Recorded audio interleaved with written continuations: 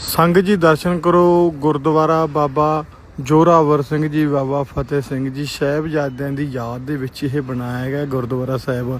ਜਦੋਂ ਸੱਚਖੰਡ ਸ੍ਰੀ ਹਜ਼ੂਰ ਸਾਹਿਬ ਤੋਂ ਆਪਾਂ ਜਦੋਂ ਨਾਨਕ ਝੀਰੇ ਵੱਲ ਜਾਂਦੇ ਹਾਂ, ਤਕਰੀਬਨ 80 ਕਿਲੋਮੀਟਰ ਦੂਰੇ ਗੁਰਦੁਆਰਾ ਸਾਹਿਬ ਸੰਗਤਾਂ ਦੇ ਰਾਸ਼ਨ ਪਾਣੀ ਵਾਸਤੇ, ਛਕਣ ਵਾਸਤੇ, ਲੰਗਰ ਛਕਣ ਵਾਸਤੇ ਗੁਰਦੁਆਰਾ ਸਾਹਿਬ ਬਣਾਇਆ ਗਿਆ। ਅਤੇ ਇਸ ਗੁਰਦੁਆਰਾ ਸਾਹਿਬ ਦੇ ਵਿੱਚ ਬਹੁਤ ਸੋਹਣੀਆਂ ਇਮਾਰਤਾਂ ਦੇ ਨਾਲ ਬਹੁਤ ਸੋਹਣੇ ਬੁੱਤ ਵੀ ਬਣਾਏ ਗਏ ਨੇ ਸੀਮੈਂਟਡ।